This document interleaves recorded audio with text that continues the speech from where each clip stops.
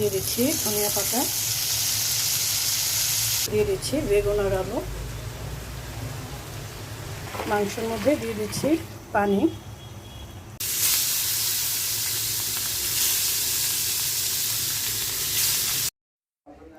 আসসালামু আলাইকুম, সবাই কেমন আছেন? আলহামদুলিল্লাহ আমি ভালো আছি। গরুর মাংস রান্না করব। মাংসটা কেটে নিয়েছি। গরুর মাংসটা ভালো করে ধুয়ে নিচ্ছি।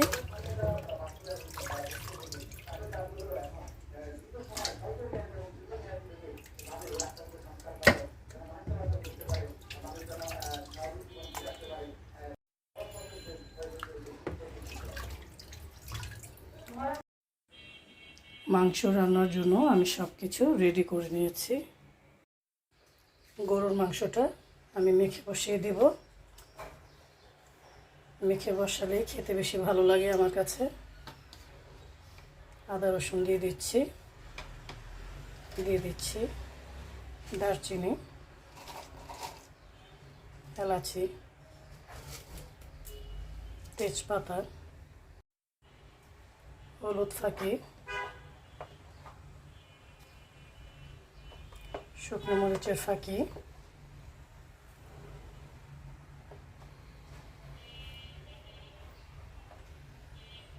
জিরে ফাঁকি, দিয়ে দিচ্ছি লবণ, তেল দিয়ে দিচ্ছি,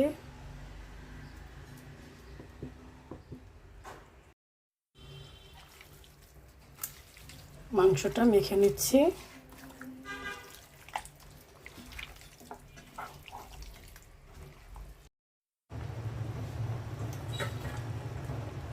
পেঁয়াজ দিয়ে দিচ্ছি,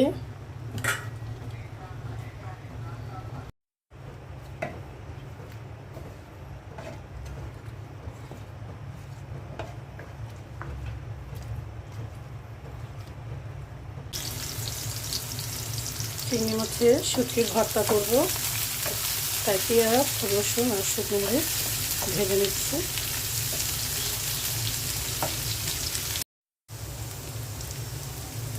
চিংড়ি মাছের শুটকিটা দিয়ে দিচ্ছি,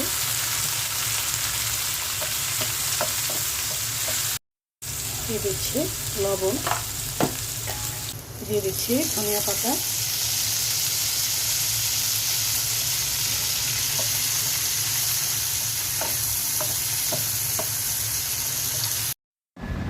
শুটকিটা আমি ব্লেন্ড করে নিলাম।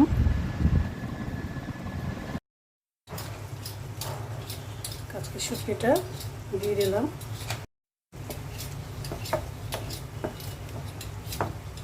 দিয়ে দিচ্ছি বেগুন আর আলু,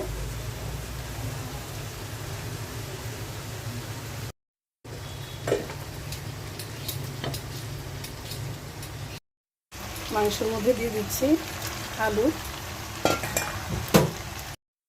বড় আপা এসেছে, তাই রান্না বান্না করছি, সবাই একসাথে খাওয়া দাওয়া করব। মাংসের মধ্যে দিয়ে দিচ্ছি পানি, কাঁচামরিচ দিয়ে দিলাম।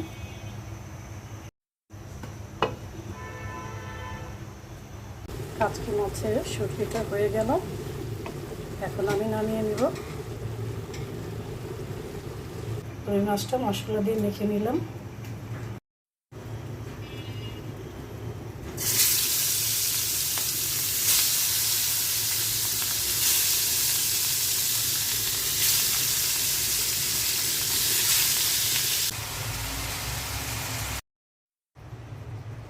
মাছগুলো দিয়ে দিচ্ছি,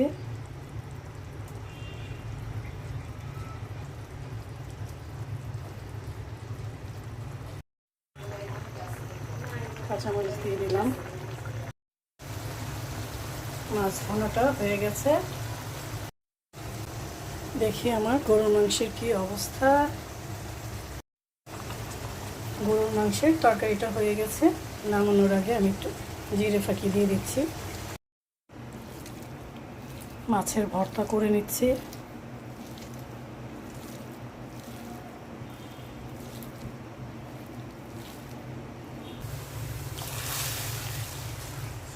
পোলাও খাবে না, তাই ভাতই রান্না করছি। ডালটা বাগার দিয়ে দিয়েছি। খাওয়া দাওয়া শুরু হয়ে গেছে। আম্মা বানাইছে।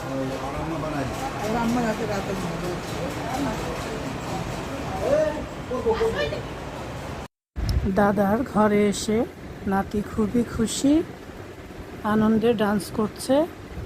চিংড়ি শুটকি ভর্তা আর মাছের ভর্তাটা অনেক মজা হয়েছিল। আর ছিল আম্মার হাতের বানানো আমের আচার। অনেক দিন পর ভাই বোন একসাথে খাওয়া দাওয়া করছে আর গল্প করছে। বরপা এসেছিল মিরপুরে ডাক্তার দেখাতে, সেখান থেকে আমাদের এখানে এসেছে। একদিন ছিল আমাদের এখানে, আজকেই চলে যাবে, তাই দুপুরের খাবার দাবারের ব্যবস্থা করলাম আমার ঘরে। এখন খাওয়া দাওয়া করার জন্য আমরাও বসে গেছি। সবাই মিলে খাওয়ার মজাই আলাদা।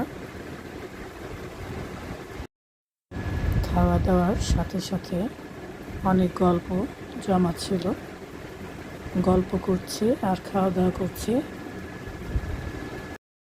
এই গল্প তো আর শেষ হওয়ার না, যাক ভালোই লাগছিল। আমরা সবাই একসাথে হলে এভাবে আনন্দ, গল্প, আড্ডা করে থাকি, ভালোই লাগে। সবাই ভালো থাকবেন, সুস্থ থাকবেন। আল্লাহ হাফেজ।